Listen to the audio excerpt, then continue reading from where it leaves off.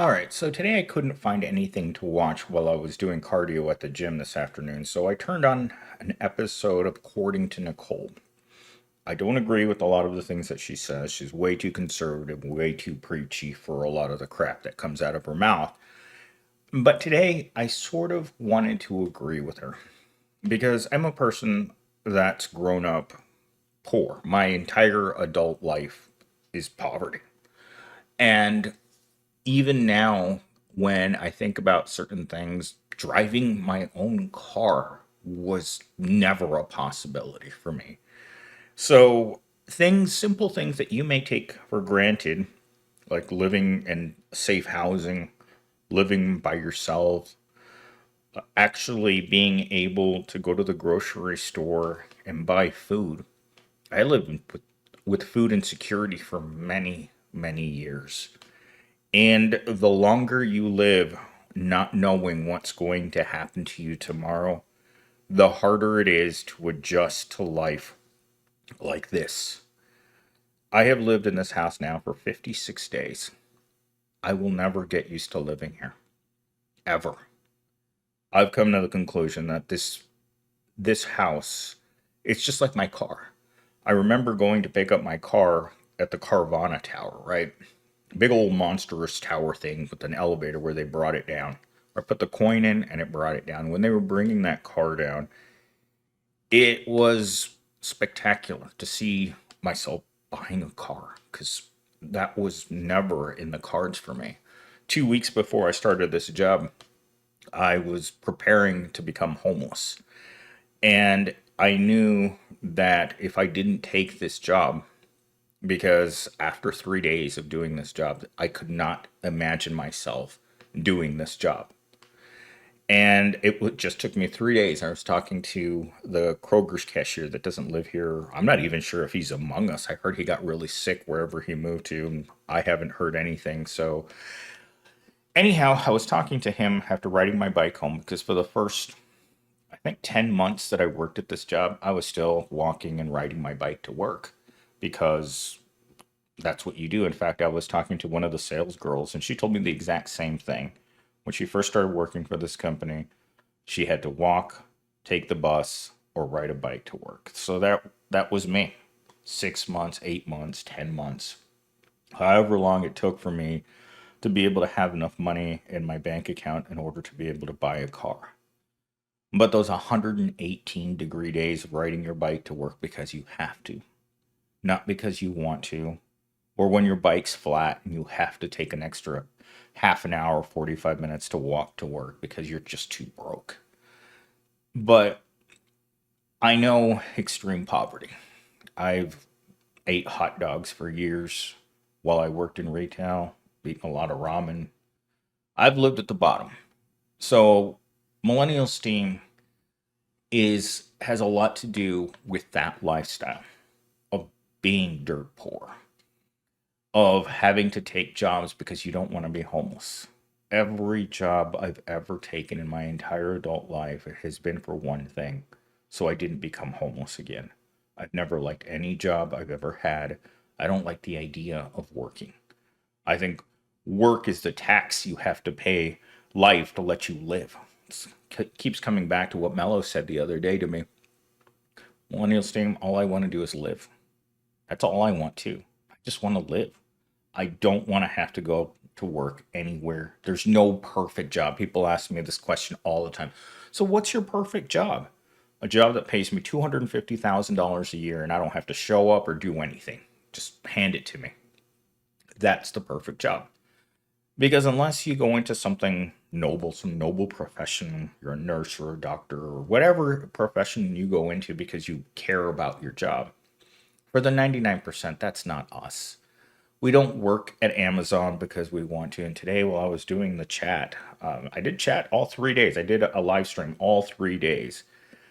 And today, while I was talking about this, so many people in the live stream today told me everyone either knows someone or has worked at Amazon. And the number one consensus that we've come to is that we don't want to work at Amazon. You don't want to work in retail. You don't want to work in the service industry. What it comes down to is we don't want to work. And Jeff Bezos knows it. And that's why he has such high performance standards. They'll get you out of Amazon as quickly as you started if you show up at that job and think that you matter, that you're special, or that anyone cares about you. All evil corps are the same way across the entire company, or excuse me, entire country. They have the same principles, they have the same disposable feel for their workers. The only workers that matter to them are the executives. Everyone else is completely expendable. So when you grow up knowing this full well, that there's no such thing as a good job for you, then you come to the realization very quickly that this is it. This is all that's out there. There's one crummy job here, or there's a crummy job across the street, or you're going to be. There was a guy I met one time. He had to take a job at Circle K because he had no education, right? He had to take whatever low level job he could get.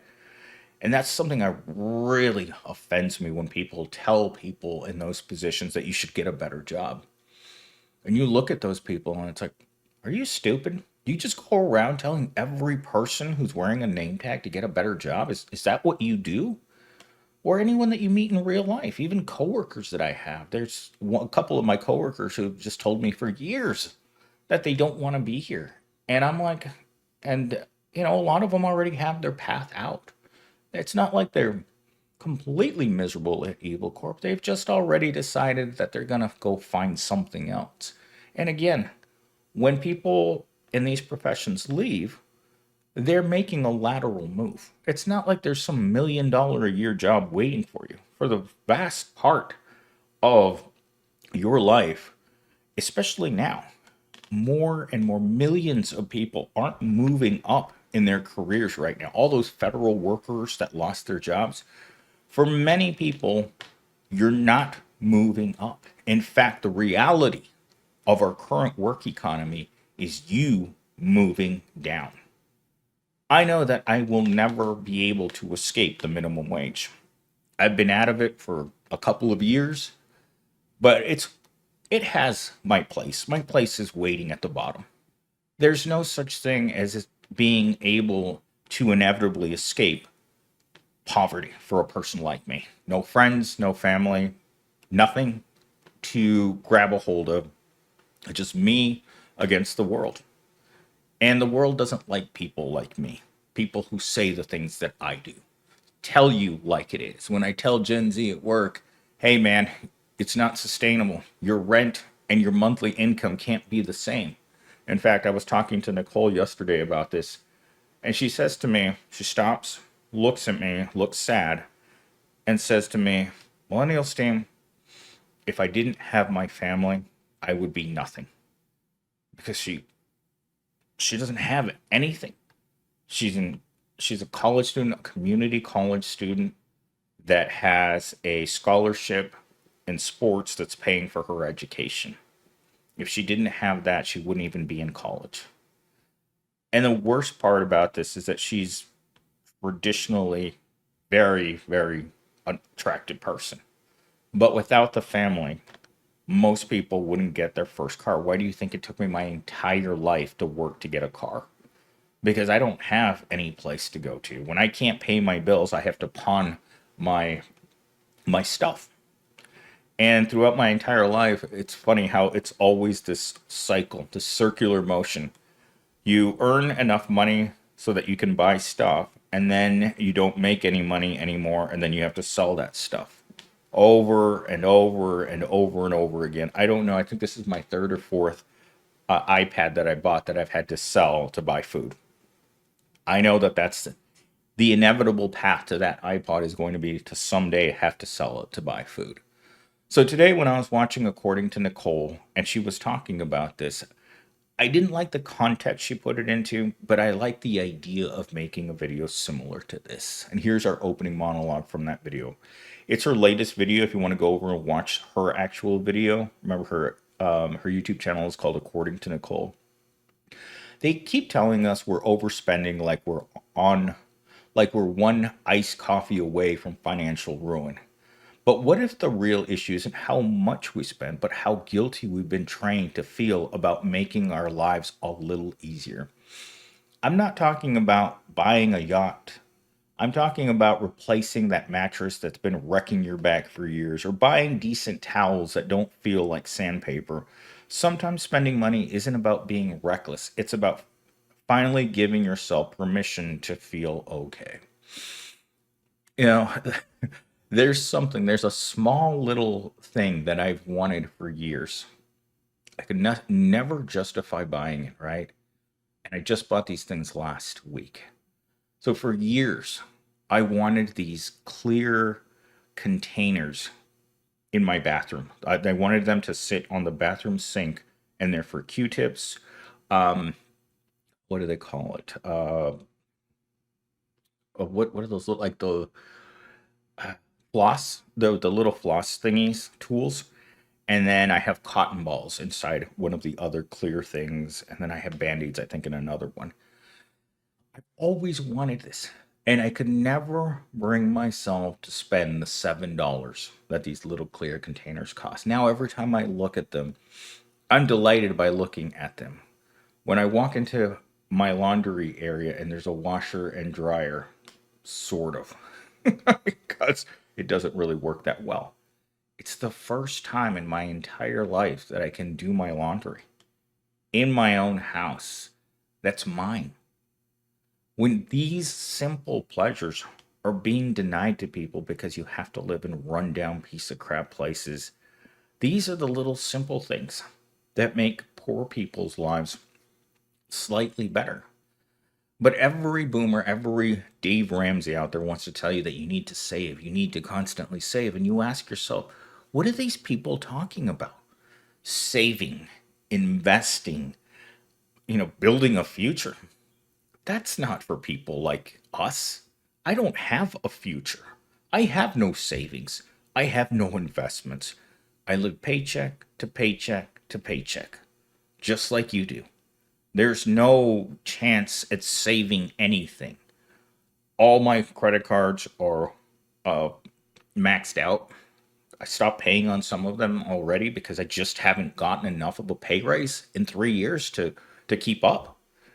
It's unfortunate, but these corporations know that unless they're raising our pay 10 to 20% every year, that we're going to get stuck right now at what wages bought when I started working for this company in 2022, I think. And now I'm stuck at wages from 2022 when I need wages in 2025 with hyperinflation. What I made then and what I need now are two completely different numbers. And we're not talking about a lavish lifestyle. I'm not driving a new car. I'm not living in a nice place. My house is big as it is now. This isn't a nice neighborhood. This isn't the ideal situation for anyone. This is scraping by at the bottom. And so when you think about this is what doing the kind of work that I do, this is all that I can afford. It's depressing as hell. Talking point number one.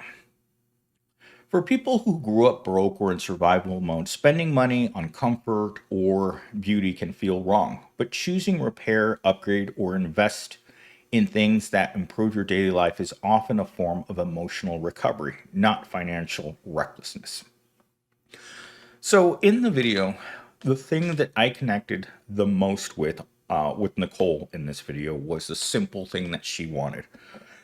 One of the very first things I saved up for when I started this job, I wanted to get my teeth fixed. Buying braces for me my entire life was going to be impossible. There was never going to be a time in which I had enough money to buy braces. And the dentist told my mom so many times in front of me, this boy needs braces. My mom just looked at the dentist like she was completely retarded and said no. And the worst part is she had the money to do it. Instead, no. She did not like any of her children. She made that clear to every single one of her bastard children that she didn't like them. And so I grew up with that. And as soon as I had enough money to get to get braces, I was going to do it. Sadly, instead of getting braces, I ended up getting Invisalign, just like Nicole, and I don't have the time at work. There's no way I can take the time to go to the dentist as often as they want. So I spent $5,000 on Invisalign, and I haven't been back to the dentist in 6 months. Why? Work. Work gets in the way. You can't take time off from work to do anything. I mean, you're always there. And the worst part is it's not worth it. No job is worth it in this economy. If you're not living a comfortable, stable lifestyle, destroying yourself at Amazon or any other evil corporation doesn't make any sense. But this is what we're expected to do. Go to work, forget about your own health. I mean, any person that doesn't understand, even the epic economist today, I was watching his latest video, and he even addressed this in his on his channel. It sounded like he had watched my channel because he took the words right out of my mouth. Financial stress right now is affecting 70% of Americans at this point. That means that 70% of people out there are very, very worried about their financial well being, their job stability, and their future prospects of ever owning anything more than a pair of tidy whities with racing stripes down the back. That's how worried America is. Walk through any grocery store right now. I I stopped buying meat this week. There's no way that a person on my budget can afford to pay $25 for meat. It's just not going to happen. For this week, my home meal is going to be rice and tuna. That's it. That's all I bought. I bought 3 packets of tuna, 3 packets of instant rice, and that's all I'm going to eat at home. I can't justify spending hundreds of dollars at the grocery store for food that tastes like, well, your rear end. Talking point number 2. The internet frames any increase in spending as dangerous. But what if you're not inflating your lifestyle? You're just refusing to live with broken things, bad sleep, or years old towels anymore. Upgrading doesn't always mean extravagant. Sometimes it just means you're finally safe enough to stop suffering. You know, this is something that I do every year. Every year I go to Marshall's and I buy a new set of sheets and a new comforter. And the reason I do that is because that bed in there is the first real bed I've had in my entire life. I'm telling you guys, I've been very poor my entire life. Whenever I look at my bed and it looks shabby, I have to remember that I've been sleeping on the floor my entire adult life. Laying my last bed, the thing that I threw out was just a pad that I just slept on the floor. Your entire life sleeping on the floor. So that's why when I look at my bed and I think, you know what, I'm going to go get myself some new sheets, I think about that pad. Because I remember how nervous I was when I moved into my last apartment because I was sleeping on that pad I slept on that pad, I think I bought this bed about a year into having my current job because I didn't think I was going to last in that job. There was just too much craziness. The job just seemed overwhelming. I mean, I come from a very simple background, and so learning to do everything that I had to do for this job to me, day one, it seemed like there's no way they were going to let me stay at that job. I just didn't have the capacity. When I looked through the job description when I first applied to this job, I just thought, they called me back just for, beep and giggles because I was completely not qualified to do that job. Like there were so many things on the job description that I had no idea what they were. Like I was just a desktop support person at minimum wage. That's all I'd ever been in my entire life. Just picked up, a thing here and a thing there, but I have no formal training of any kind. I don't have I don't have any certs. I don't have anything. I mean, I'm a liberal arts major that knows how to tinker with computers. But that's it. So I didn't think my first 6 to 8 months that I was there, I wasn't going to spend a thin dime. I was saving everything that I could for when inevitably that I had to leave. So that's why I never bought a bed. And so when I finally did buy a bed, it was quite the commitment. I remember the day that I actually bought it clearly because the Amazon truck tried to call and tell me that they had stopped by and tried to deliver it and there was no one home. I literally took my old sleeping mat out to the garbage and threw it away because the truck was on its way to my house. So I had nowhere to sleep if they didn't deliver my bed that day. And I remember getting on the phone with the dispatcher and being like, "You guys, you better turn that truck around right now." And I was really angry at that dispatcher, more so than I should have been. But again, had already put my bed, my old sleeping pad, in the trash can because I was excited to free up the space so that I could put my bed right there. And again, these are the simple things that you don't get when you're poor. You don't get to pick and choose the kind of poverty that you live in. You have to endure it. And having to endure extreme poverty my whole life was something that was really, it really changes the way that you see the world. When I'm driving in my car now and I get to look at the bus, a bus that I spent so much of my life on that it's hard to believe that that was me sitting in the back of that bus 2.5 hours each way up to Mayo Boulevard and 101. And I was renting a room from some horrible people at the time, and there was nothing I could do. That job that I was going up to was the only one that I could find. I was actually homeless when I took that job, and I managed to get a couple to let me rent a room until I could stabilize myself. Little did I know that again, when you're this poor, you never stabilize yourself. Within a year and a half, I had been laid off from that job, and that job didn't pay anything. Again, you don't have money for savings, you don't have money for investments, you're scraping by like most people do these days. There is no point in which you become comfortable or you have a little money in your bank account. No. Even right now, I'm waiting for my paycheck to come into my bank account on Friday. Hence, having to buy tuna and rice to eat for the rest of the week. All right, here's our closing monologue. You're not bad with money because you wanted comfort. You're not irresponsible for wanting your life to feel good after years of just surviving. If your needs are met and your spending reflects what actually matters to you, that's not lifestyle inflation, that's living. So stop apologizing for fixing your life and start celebrating that you finally can. Well, this isn't exactly the ending I had hoped that ChatGPT would paint for me, but that's the ending we got, people. I don't write these things, I just read them. Anyhow, I hope you guys enjoyed this video. Sorry for not having more upbeat videos this weekend, but man, it's Memorial Day weekend. You guys are watching this like in the future, so maybe these will go up in order or they won't. I don't know yet, but I hope you guys had a great Memorial Day. You kept all your digits. You didn't do anything bad, and I will talk to you in the future.